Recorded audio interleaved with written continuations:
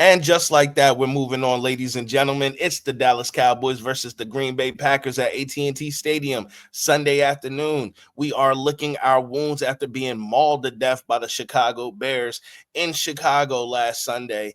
It was a terrible outing for our boys. We're looking to find some answers within house for ourselves. We got some things to talk about here at Real Sports Talk, home of the realest sports talk. Once again, I am your host, Run It Up Rue. Let's go.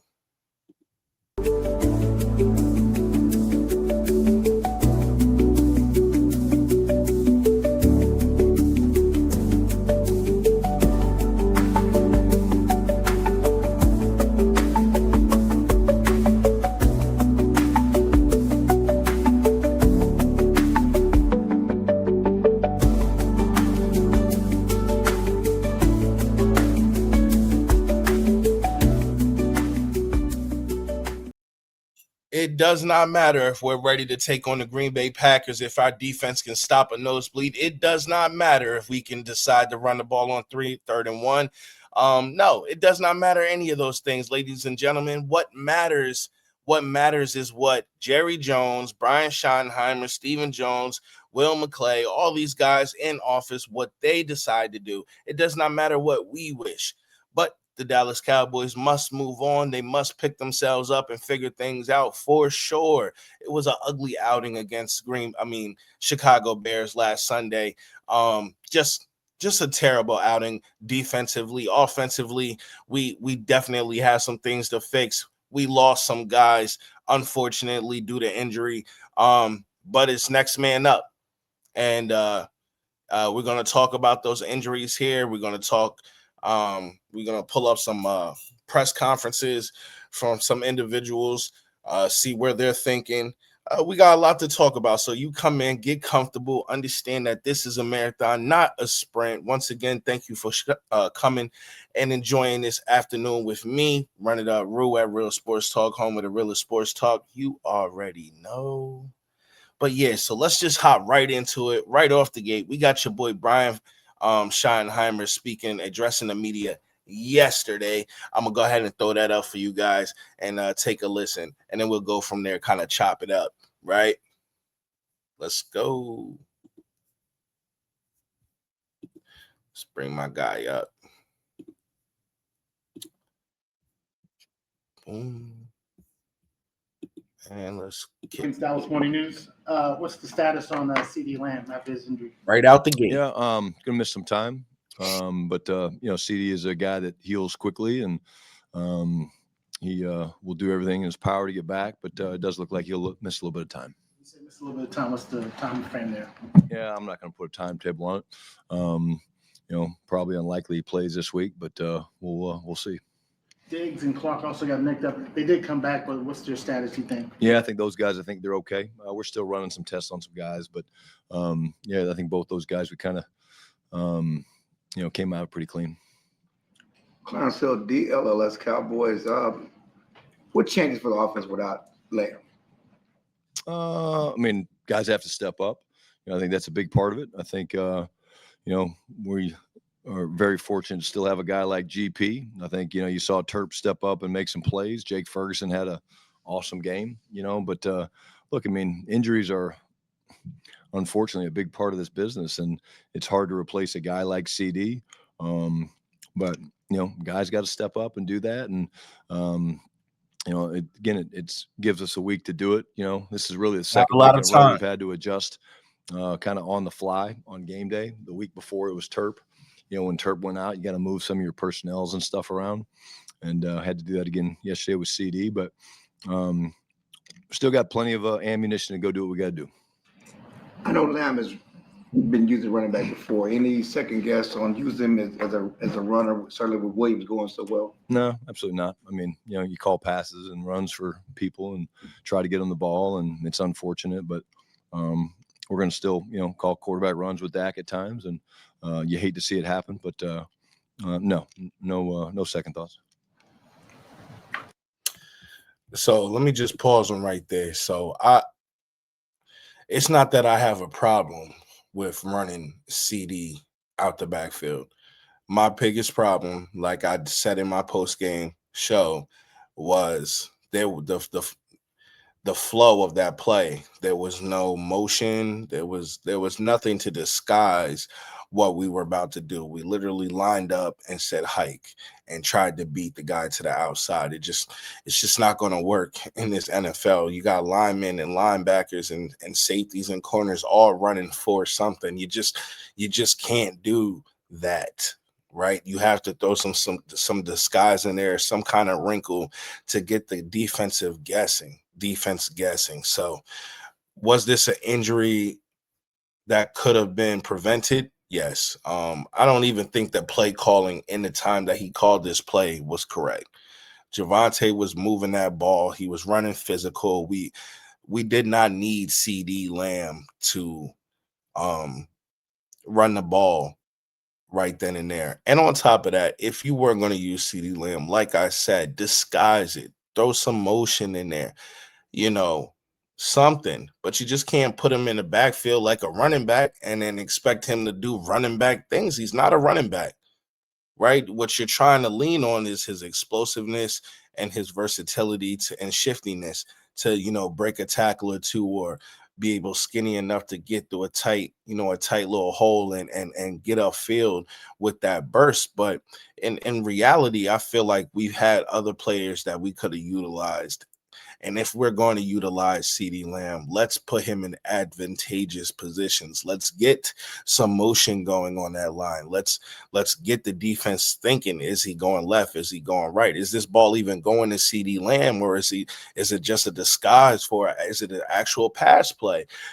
So there was things that we could have used that play differently. We could have executed it way better than we did. And unfortunately, it led to CeeDee Lamb getting hurt. So I disagree with Schottenheimer right here. I do understand that this is football. People get hurt, right?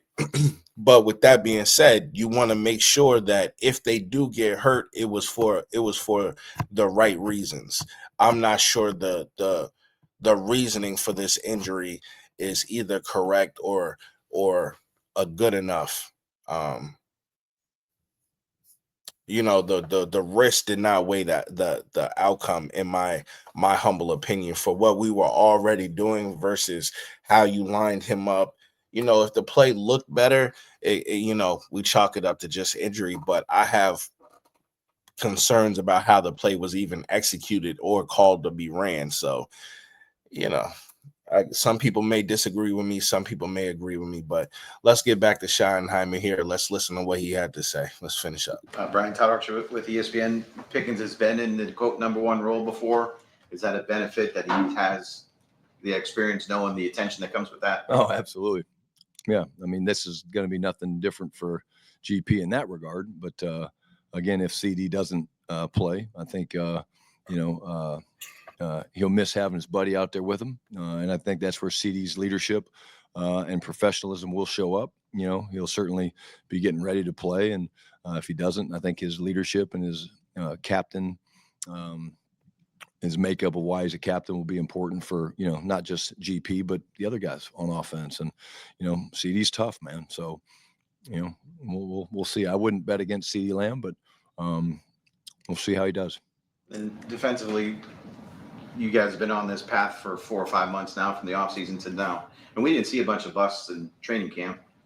What do you put it on?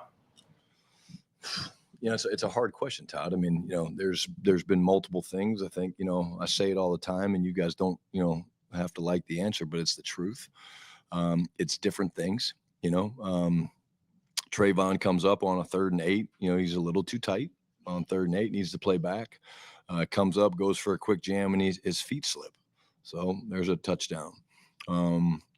Very next play, they come out when they have the ball and they, have a good play call, a risky play call. They call the flea flicker, and, we got to have a little bit better discipline with our eyes when the 2 receivers kind of release down inside. Like, that's not who they crack. They don't crack the deep post safety. And Mozzie did a great job of really just, knocking it back, and the backs lobbing it back there. And then Caleb makes, a really good play. We lose a vertical seam on a touchdown right before the end of the first half. So it's different things. Spit it out. I think it's defense is all about all 11 guys. And, you're literally You know, talking to you a could go room through each play of the film and point out different things. And annoying me. that's kind of what we talked about with our guys during the team meeting. You know, I went through it and I said, you know, at the end of the day, we did not offensively have enough explosives. Give them credit. They kept a lid on us. You know, I think we had 6. And then we gave up 6 explosives for like 215 yards. And we're not giving up, you know, the league clarifies them as 12-yard runs are explosives and 16-yard passes are explosives. We're not giving up 16, 17, 18-yard explosives. We're giving up 35 and 40 and 45. And, you know, at the end of the day, that's not good enough, man. And so, had good meetings. We've talked through things. We're changing up things. Not going to get into what those things are to Let's pause it improve right it there. and make it better. Let's just pause it right there. Let's start talking about what are some things that could be reevaluated real quick on the defensive side. And I don't want to take up forever. I don't want this to be a super long video. It's because for me, it's really cut and dry what we have to do this week. So let me say what I want to say, and then we finish up with Shotty because we still got some other people to listen to. Like he just said, we're not giving up 14, 15, 16-yard plays. We're giving up 35, 45, 60-yarders. That's just uncalled for. That does not happen in the NFL. So that tells me, first off, that the communication is broke. Not that the communication is bad, that it's lagging, that it's anything else other than there's just none. They're not communicating with each other. They're playing hero ball or just selfish ball. The guys are not communicating with one another. You just don't give up those kind of passing plays and tell me that you're communicating. It's just not happening, right? It's just not happening. So with that being said, I know we're not benching Diggs. Although his play has just been terrible. I mean, fall from grace. I'm not even looking to lean on injury. He's not leaning on injury. He's quick to do this. But this only does so much for me. You know, telling me that that's your bad, that's on you, only does so much for me, especially when them checks keep clearing, when you know, you are who you are and supposed to be making these plays. They, you know, coming up, slipping, whether he slipped or just got, you know, crossed out his stance, it does not matter to me. Because it's not a one-off. You know what I'm saying? You slipping is not a one-off. You've been getting beat for 3 weeks in a row, you know, for big plays. I don't know where his head at. I don't know if he's truly still injured, if he's not trusting his recovery process. I don't know if he's the way he's playing. I'm not even sure if he's in the film room. I'm not even sure if Diggs is watching film right now. I'm just completely unsure of what he's bringing to the table on a week in, week out basis. We already knew he wasn't a tackler. Every time I watch him trying to take on a solo tackle, it pisses me off. Just the unwillingness to actually be physical and wrap up. He'll just fucking duck his neck in and just fling his body at the opponent. You know, there's really no physicality to his game. If he's not ball hawking a ball in the air, he's just not making a play. You know, he's not an all-around cornerback. He's a boomer bust kind of player. He's either getting picks or he's not. You know, he might be good for a pass block up. You know, previously he had recovery speed. His recovery speed don't look like it's recovering, like it recovered. It's not good. So I know we're not benching him, also due to just attrition. We don't have enough bodies in the room to even consider that. So he will be out there. As far as Elam, see, every year Dallas has a camp darling. Every year we find one player or two players to really latch on and say, man, given the opportunity, this guy can really be something. Maybe he's not a bust. Maybe he's, You know, he works better in this system. Oh my God, look at what he's doing. Look at that interception. He's really showing up in practice. His name's being mentioned multiple times during practice. And then, you know, you get into the fucking game and he's just terrible. I mean, just terrible. It's just, if Diggs wasn't getting beat so bad, Elam would be talked about a lot worse than what's happening to him right now. I pay attention to a lot of media, social media content when it comes to the Dallas Cowboys, and you know, far and few between am I hearing Elam's name, and it's just like that's just because the Diggs effect, like he's playing so damn bad that you know it's taking off the media scrutiny off of Elam. He's not been good. And then let's go all the way to the back end of my secondary, my safeties. Okay. Dono, one does not need to be in coverage. He's a box safety. Put him in the box, stop the run, let him be physical, and you'll get the best out of Dono. But I'm ready for a change. I'm ready to put 6 on the bench. 22 Hooker, 24, whatever his name is. I mean, his number is Hooker. He too can sit on the bench. I would like to see Wanye Thomas and Bell out there. Let me and I don't care if they I don't see them getting blown by. So I don't know what's going on with this defense. You know, my post game show, you know, I ran to the Raven about the zone. But I'm just sitting back like, guys, like whether you're in zone, whether you're in man, you have a responsibility. Do your responsibility, right? Because zone, the one thing about zone that's supposed to be a positive is that it gives you a clear definition of what you're supposed to be doing, where you're supposed to be, right? But on that end, you have to be where you're supposed to be, because if you're not, it leaves gaps, huge gaps. These guys are not fundamentally sound. They don't know where to be, or they're not paying attention. I don't know if it's Eberflus or is it these players. I'm just not seeing. And then you know what's hurting me most? It's like I'm not seeing a sense of urgency from even the coaches or the players. You got Brian right here, right? Do you see a sense of urgency in his voice? Do you hear any real worry or concern? Yeah, he's speaking the words, but do you feel it passionately? I thought that was something he was supposed to bring to the table as well, was the passion, right? It wasn't about being buddy. Communication is having hard conversations. Where's the passion? Okay, because we're 1-3, 1-2, and you know, here comes Micah Parsons in the GreenBay Packers, and if we don't get our stuff together, it's going to be 1-4.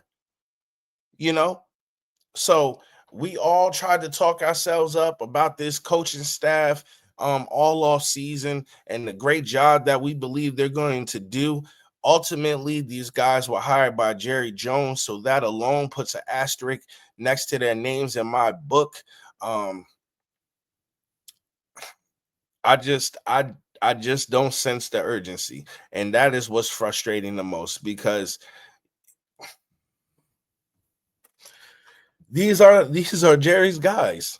They're probably safe even through 0-3, 0-4 start, a 1-3, a 1-4 start. They're probably safe. He's their guy. Why? Because he knows how to work with Jerry, aka shut his mouth. So let me get back to Brian.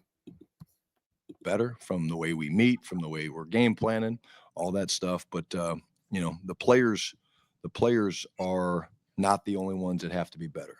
I have to be better. Flus has to be better. Clayton has to be better. Nick has to be better for us to go where we want to go. But that being said, we're 3 games into the season, and there's a lot of football left to be played. I remember a couple of years ago where I think it was defensively, that they met as a group, all positions. It wasn't separate. They got all together, and guys seem to think that helped get everybody on the same page. Is that kind of some of the things you're thinking about? Like, I really do think you have us bugged, because that's the second week in a row. No, that's one of the things that we talked about today. And that's something that we're going to do for sure. Because if there is at times a lapse in communication, then how do you foster that? Well, you foster it by having the guys all in the room together. And That's nothing revolutionary. It doesn't automatically solve the problem. It still has to carry over to the field.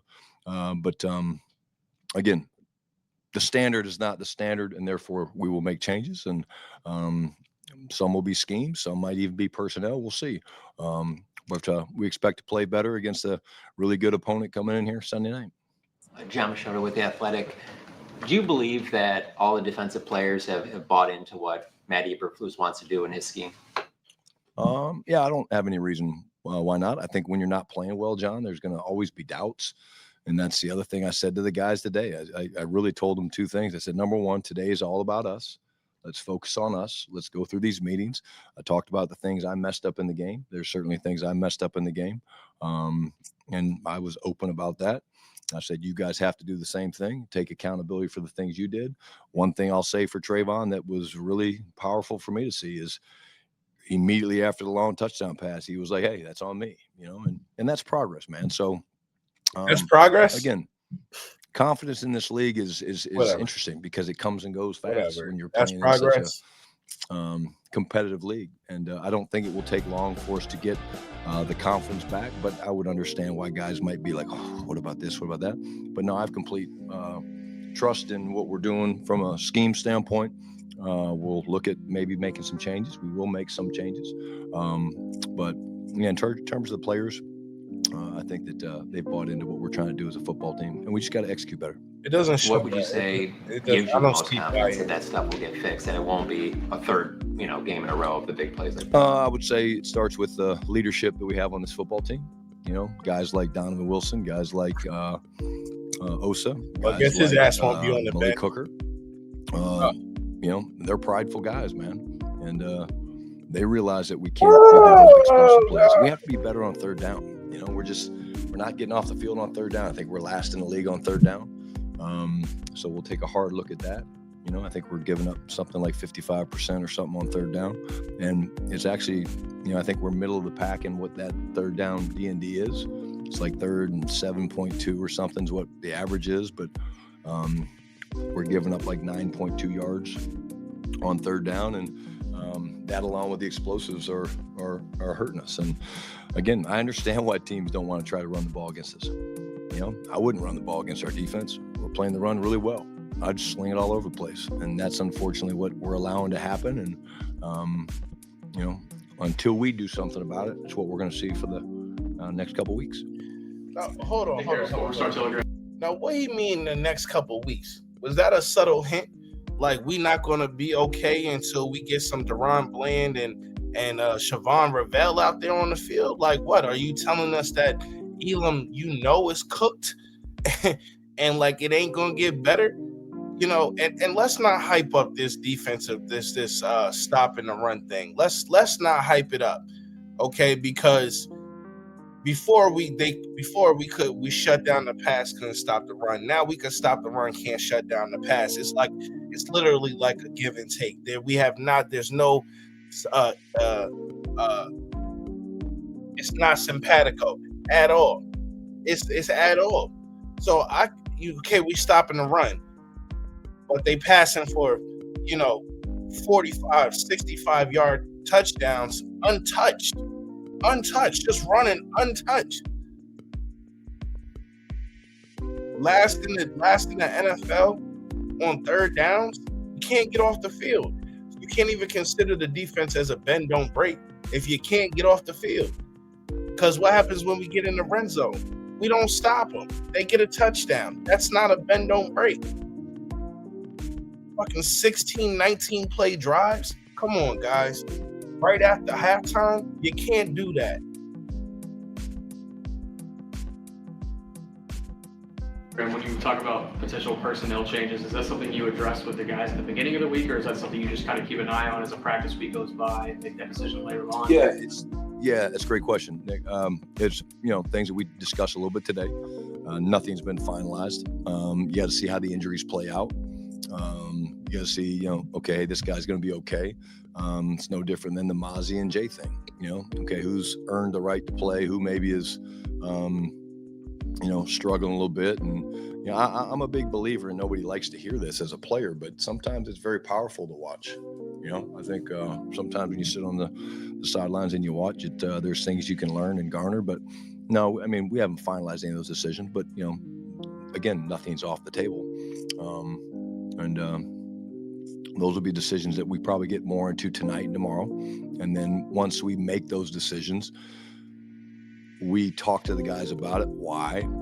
They're going to know based on who's running with the ones and who's up on special teams and who's not. But again, you know, you never know how things change fast in this league. I mean, all of a sudden you're doing a workout pregame to see, you know, who's going to be your extra player and stuff. And so everybody's got to stay ready. That's the professional part of the NFL football. But yeah, we communicate with everybody. And then with Bland, is there any hope or optimism to get him on the practice? Yeah, I think he's doing good. I think he's trending to play.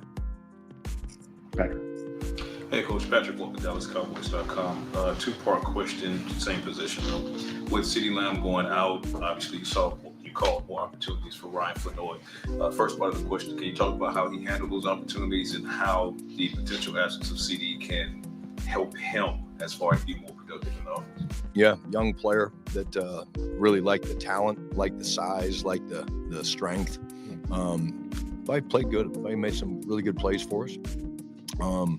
They came after us late. We were backed up, fourth down, and I don't know, 5 or 6, and they had a cover 0.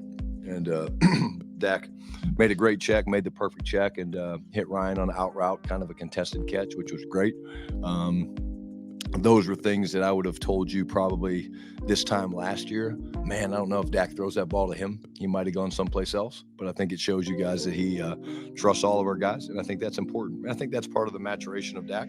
You know, he knows that, you know, ball's going to get spread around and they're going to lean to different people. And they did a nice job of that yesterday, leaning to George. People are going to do that. That's all part of the game. But I do believe like we have other guys that will make people pay if they do that. To that point, I'm going to segue to one of your weapons that you have on reserve right now, Jonathan Mingo. He's approaching the eligibility for his practice window. How's he progressing and where is he? He's doing good. Again, I think he's trending to get back sooner rather than later. A lot of guys hurt. You know, the big part with guys like that is you want to make sure mentally they're into it. You know, because 4 weeks or whatever it becomes, 6 weeks, you work on your body so hard. You work so hard on getting your body right, and whatever your part of your body's ailing, you work and work and work, and you do that, which is the priority. But you got to stay in the game mentally. And so I think that's what the focus will be with a guy like Jonathan Mingo this week is, hey, man, you're close. So let's make sure we're on the finer points of the game plan and all that stuff. And because I think that gives them confidence coming off once they're ready to go play. Skyler Dixon, BAP, you mentioned confidence earlier. Do you think Trayvon has a confidence problem, and how would you assess his first 3 weeks? No, I don't think Trayvon has a confidence problem. I think Trayvon's a very confident guy. I think it's a humbling position, Skyler, to play cornerback in this league. What I'm excited about is the accountability that he took for, hey, look, it happens. You know, you miss a quick jam and guy gets behind you. And when that happens, it's usually not a good thing for the defense. But he took accountability for it. He got banged up a little bit. Boom, went out for a few minutes. Boom, tested, came right back in, which is great.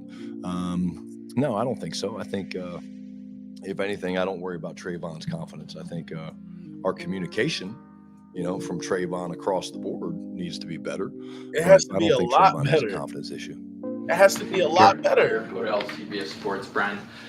Quarterback pressure can cover up for a lot of things on defense. You know, with Micah Parsons coming to town this week, how much do you? Who's coming down? Micah do Parsons. that. How much do you? Don't do Plays that. for Green Bay? What? He plays for Green Bay? He does. Yeah. Okay. How much do you reflect on kind of that decision, which both you and Jerry Jones said was unanimous, given quarterback pressure and the explosive issues that you mentioned? Yeah, I mean, I think, you know, like I said, the defense it's all tied together. And are we getting enough pressure on the quarterback? No. You know, I mean, when you look at it, we can be better. Come out of that game with no sacks is not good enough. Again, there's things that we can do, and there's, you know, from a scheme standpoint, but certainly a coverage's best friend is the pass rush. And again, I think, you know, there's been highs of where we rushed it pretty well, and it's been good. And then there's been times where the pass rush hasn't been there. And so we're looking at that. One of the things we're doing is a little early self-scout, and saying, okay, what do we do well? And the things that we do well, you'll see us probably do more of. And the things that we don't do well, you'll see us do less of. But this is a team game, and certainly on defense, it takes all 11 to affect the quarterback, coverage and pass rush. Do you feel like you've learned a lot about your defensive line and pass rush group in these first 3 weeks without Micah Parsons on the roster? Yeah, I think you do. I think you saw a guy like Donovan Ezeraku. He's had 2 great games, not just one. Marshawn Nealon playing at a very high level. Kenny Clark. He's not getting home. I don't understand where he's saying he's playing incredible. And again, this whole fucking line is trash. It's not been good enough as a team. Yeah, as a team, it's been trashed. Nobody's getting home individually. It's the fleeting life of an NFL coach and player. You're high last week when you I don't want to. I'm not going to turn this. You lose to a good Bears team. I've been saying it all week. They're a good Bears team. They got good weapons, and I'm not. That's the life we live. Joe. Joe Hoyt, Dallas Morning News. George Pickens was seen slamming his helmet after the tipped interception. Is that something you talked with him about, or what are thoughts you have on that? I have not. I will. Hey, look, our guys care. I mean, it's a big point in the game. We're 31-14. We're driving. I would probably be disappointed if George didn't care that much. I think he does care. I know he does care. But come on, I'll talk to him about it. Deep down inside, you don't want him that does happen. That helmet how do we get you back quick? And but I know where it comes from. It comes from caring, and he knows, he's going to make that play 99 times out of 100. And it'd be more concerned if he walked over and was just chuckling and laughing, like, oh yeah. He already knows what the that's not the way this team's wired. Word is out on him. So potentially replacing CeeDee Lamb if he can't play. Is it as simple as, hey George, we need you to now take CeeDee Lamb's kind of reps, or is it just a different adjustment there? No, I think, George has been a true number one. I think that's what we've been so blessed to have, is 2 number ones, and still do. How long, the CD thing lasts, we'll see. See how he feels tomorrow and things like that. But it won't be too much for George. Tommy Arsh, DallasCowboys.com. It seems like this year's kind of similar to last year. George. You win a close game, and then defense doesn't play the way you want it to. Last year, you win 2 games after the first 3. What did you learn from that stretch? Maybe that'll help you try and replicate that. Tom, I'll be honest with you, man. I don't really go back. It's a different team. Each game is its own game. I'm gonna chill out on Brian. We'll draw more on the first. A little bit too long-winded here. I'm gonna chill out on that. I want to talk real quick. What are my expectations for the Green Bay Packers game? Let's get into that. What are my expectations for the Green Bay Packers?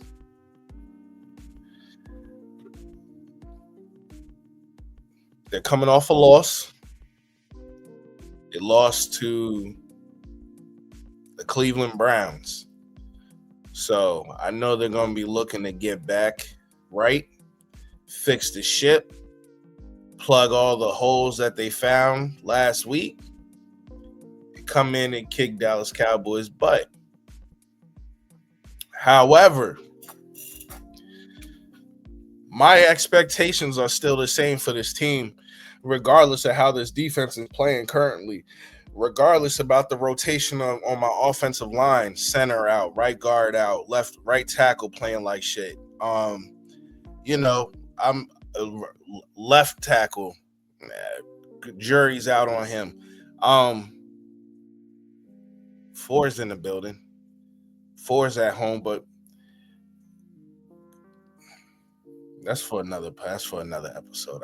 I'm not going to get in on that right now. But guys, we have to remain optimistic. We have to feel like this team can pull things together, that we can reach into our bag shotty and call it an offensive game plan that the Green Bay Packers defense just has no chance of stopping, can't figure out. I want to see some misdirections. I want to see some end arounds. I want to see some explosive plays. I want to see our offense be in attack mode all game long. I don't want to see any down, no 3rd and 4s and 3rd and 5s, and we're throwing behind the line of scrimmage or behind the line of game. Like, come on, we can't do that. We have to be in attack mode all night and ram it down their damn throats and not leave it up to Michael Parsons making a play. Not leave it up to Jordan Love to come in and steal the game away. Let's not leave the game up to Brandon Aubrey. My expectations for the Dallas Cowboys going into this game against the Green Bay Packers is the same, ladies and gentlemen, is the same. I'm expecting a win, whether it's hard fought or it's in blowout fashion. I'm expecting the Dallas Cowboys to go at home to verse the Green Bay Packers and to kick their asses. They owe our fans something to cheer about. They owe our fans something to brag about. They owe us something to care about, because these last 3 weeks, it has nothing been worth bragging about. It has not been worth caring about. And if I wasn't doing this content, if I wasn't so addicted to the Dallas Cowboys, I too would not be caring, but I do. And I want the rest of the nation to feel exactly the same way that I do. I want you guys to understand that we are down, but we are not out. This is only week 3 going into week 4. We are not out of it. If we can pull some things together, if we can communicate on the back end, if our defensive line can somehow find a way to get pressure to Jordan Love, we can walk out of this game with a victory. We can definitely walk out of here with a victory. My expectations for the offense is to be in attack mode all game long. My expectations for the defense is to be in attack mode all game long. Okay? We need to turn the ball over, not turn the ball over. Let's do that. Let's finish this game clean. Let's lessen our penalties, right? By half. Let's get back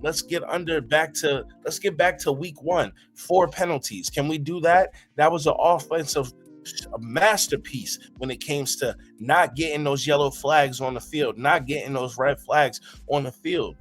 It was a great game. We can get back to that. We have to hone in, get focused, and play team ball and stop with all this individual crap, okay? There are guys that need to step up this game, and I'm calling dudes out. Sam Williams, where the hell are you? Sam, you hear me? Where are you? Where are you? You are not showing up. You have been here almost the longest on tenured defensive player on that line right now. Where are you?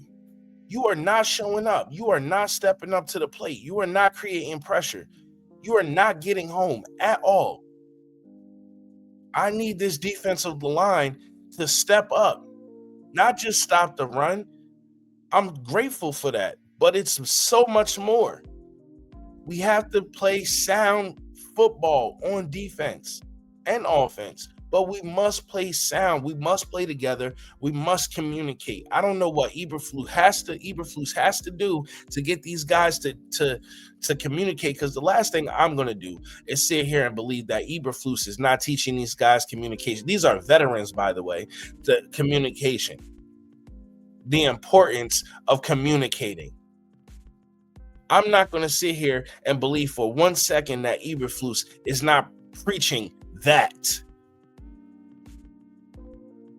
You heard it from the coach's mouth. We're not giving up 14, 15 yards. We're giving up fucking 35, 45, 65-yard touchdowns. It has to be better. We can't go into another week like this. Jordan Love is the perfect quarterback to get off his pivot and to pick the ball off. Bring pressure. Make it a nightmare game for him, okay? If Dallas, let me tell you, we feel very bad about our team right now. And I totally understand we're 1-2. But imagine how great we'll be feeling as a team if we can go in to Dallas Stadium on Sunday and knock off the hot Green Bay Packers. Imagine the statement win that we could win if we were able to do that. Now, how I feel about Dallas versus front runners, teams over 500 expecting to make the playoffs, not good. With this real sports talk, we not shading anything. We don't beat those teams normally. Normally we don't. We give a hell of a fight, and somehow we're always 1, 2, 3 plays away from actually winning. So do I feel like it'll be a blowout? Would give me that kind of thinking? Not at all. So if it's a tough, tight game, unfortunately, you know, I find it hard to believe that Dallas, could win this game historically. But right here in the moment, oh yeah, I believe in Ford. He's healthy. I believe in Pickens. He's healthy. I believe in Ferg. He's healthy. I somewhat believe in this offensive line but we got to get into the offensive line because we got some injuries and that's definitely going to be a concern. And now we're dealing with Micah Parsons, Rashad Gary, and a whole host of other players on that defensive line over there. So we're definitely in for it. And it will take an offensive masterpiece to win this game, ladies and gentlemen. It will take Dak Prescott having a career game to beat the Green Bay Packers. And you heard it here first. Without Dak, we do not win this game at all. He's going to have to pass the ball. He's going to have to be special. No turnovers. We can't play that game. We can't play that game. My expectations is like they've been from the very beginning for this team this season, and that is to win. Not every game, but to look competent, to look competitive. That is my expectations. I don't care how my defense has been looking. I don't care how they've been being cooked. That's not the end all be all. There's 2 other phases of the game that we can impact. We must win it. We must win the field position battle. We must win the time of possession battle. We must offensively kick their ass. I mean, drive in, drive out. We're scoring points. We're moving the rock. It has to be that kind of showcase. Otherwise, we're just not good enough to take on this team. I'm looking at the roster. The more I think about it, I have to put the homer aside and keep it real with you. Brandon Jacobs, Josh Jacobs, he's another monster. We've been stopping the run, but hell, what happens if Clark decides to have a bad day? Well, then what? Josh Jacobs is definitely capable to run all over this defense. Jordan Love has the capability to pass all over this. If Caleb Williams can do it, Jordan Love can do it. So there must be cohesion between the offense and defense. Offensively, we must stay on the field. Defensively, we're last in the league. You heard it from Brian. We're last in the league on third down. That's just unacceptable. You can't win like that. If you can't get off the field, it don't matter what the offense is doing. Time of possession will not be in your grasp. You will not control that, which means we're not controlling the trenches, which means we're not controlling the clock, which means we're not in control of the game. We're not in control of our own destiny. So please, if anything,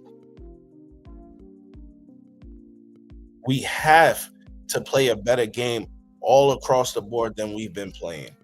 That is my expectation versus the Green Bay Packers. Do I believe this offense could be more explosive without CeeDee Lamb since he's out 4 to 6 weeks with a high ankle sprain? Do I believe that we can be more explosive? More explosive? No. What I do believe, though, is that with the blanket, the comfortability that Dak has with CeeDee Lamb, sometimes I felt like came at put our offense in not good situations, right? Because he'll kind of force feed CeeDee Lamb, whereas we got other playmakers that we can get involved. So ultimately, what I'm trying to say is that with CeeDee's injury, it opens up the connection between Pickens and Dak to flourish even more, right? It allows our younger talent to get on the field, the Floyd Noise, the the Turpins, the Tolberts to get in rhythm and start making their marks on this offense this season. So I'm just ultimately looking for Dak to spread the ball around. The defense don't know where it's going. Brevin Spanford, can he get a couple catches? Can we get Hunter Lukey involved in this offense? Can we get Turpin involved in this offense? So will I say CeeDee Lamb being out make the offense more explosive? No, but what it will do, it will give other guys the opportunity to showcase their abilities and talents. Impact of Micah versus this offensive line. Our offensive line is in shambles right now. Of course, everybody know Cooper Beebe is out. Brock Hoffman has been taking his position. He played an okay game last week, couple high snaps in my opinion, but other than that, I thought he played a decent job. He's no Cooper Beebe. He's not no mauler, but he's a fake mauler. You know what I'm saying? He looks to be aggressive, although he's not super strong. But anywho, also Tyler Booker leaves the game, high ankle sprain. He's out 4 to 6 weeks. So now we're looking for TJ Bass to fill that role most likely. Will I say it's a tremendous downgrade? No, but what I will say is that he's the backup for a reason, although he's very versatile and he's always been showing us things in camp. And then every time he's gotten in the game, he's held his weight. So I like the backup. I wish my guy was healthy. Terrence Steele, right tackle. My God. Makes my head itch just talking about him. He's just not it. We need help at that right tackle position. He's a huge liability, whether it's the penalties or just getting beat. Pressure coming off that edge is just nonstop. He's a damn turnstile. It's just another bad player that Dallas decided to pay early. I'm not sure what we're going to get from a Terrence Steele on a down in, down out basis. But what I will say is regards to Micah versus this offensive line is he's very familiar. He's very familiar. He went up against them for, years in practice. He knows guys' tendencies. He knows their weak spots. And this offensive line is already not playing its best football. So my fear is that, Micah Parsons could start to wreck shop because Dak isn't that mobile. Can he evade? Is he sometimes elusive? Yes. But he's no Jalen Hurts. He's no Lamar Jackson where, he can make Parsons pursue him and chase him. Parsons is going to catch Dak pretty damn quick. I see Parsons possibly walking out this game with 2 sacks. Now, what's unfortunate is that when he was on our team, other teams could literally make him you wouldn't even notice he was on the field if you didn't know who number 11 was, and now number 1 for the Green Bay Packers, but, did things like run at him in the run game and double and triple block him and chip him all night and run away from him. So he has to run through all the garbage of the defense and all that stuff. I'm curious if we put Parsons in those same positions that teams were putting Parsons in while he was a member of this team.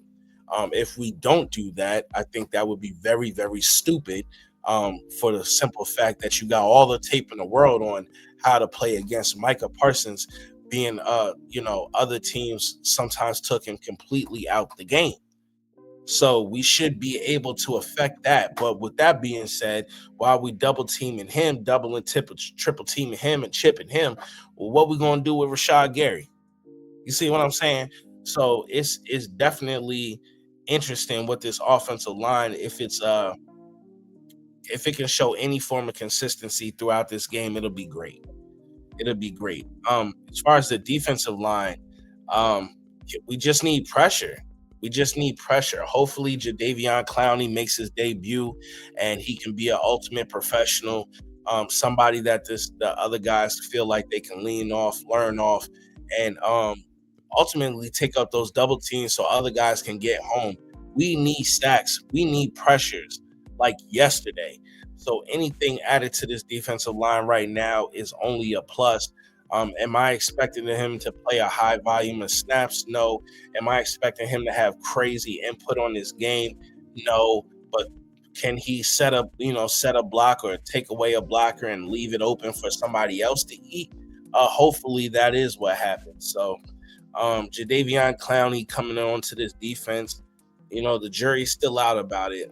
But I know we definitely needed help. So, my expectations for this game, like I said, is to win. How? That's still up in the air. Am I being biased because I'm a Cowboys fan? Nah, I'm trying to keep it real. That's always what I'm looking to do on, Real Sports Talk, home of the realest sports talk. Let me give a quick score prediction. Give a thanks to y'all for watching this video. I'm gonna get up out of here. I want to get his team a win. I want to even things out 2-2. I just feel like Green Bay right now has more answers than they do questions, and we have the opposite. We have more questions than we do answers. I don't think 1 week is enough to solve all those. And with that being said, unfortunately, I don't know. This is probably the first time I'm ever picking the Cowboys to lose. And I hope, I might not even bet this week just because, I don't like picking against my Cowboys because it's any given Sunday. And, we got enough talent on this team to take this victory home. Give me a second to collect my thoughts.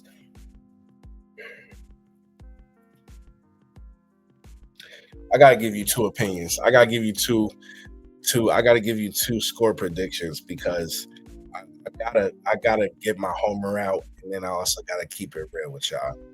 My homer per score prediction is a close game, a defensive game that we get some stops as well. 24-21, 27-24, something like that. Now, to keep it real, how I feel, and it's strictly due to the defense and its inability to stop anything. And these are grown men who knows the importance of communication, and there was no communication. So I'm just not sure with just conversation how that gets better. There's some instinctual things that I think is going on back there that is not being talked about or whatever the case may be. So with my keep it real pick, I'm going to have to say Green Bay beats Dallas 32-17. Oh, that sucks. That would really, really suck. That would push us at 1-3. Ultimately, most likely starting to look at the draft even before Thanksgiving. And that's with 4 healthy. So we got to do something. We have to do something. We can't just rest on our laurels here. We can't just talk about it, guys. We just can't talk about it and hope that everything gets better. There has to be some real work. There has to be attention to detail. With that being said, I appreciate every one of you guys who watched this video. Please remember to like, comment, and subscribe. Smash that notification bell. Let the algorithm know that you want to hear more from your boy, Run It Up Rue, at Real Sports Talk, home of the realest sports talk. As always, it's been my pleasure, and I salute you. I'm out.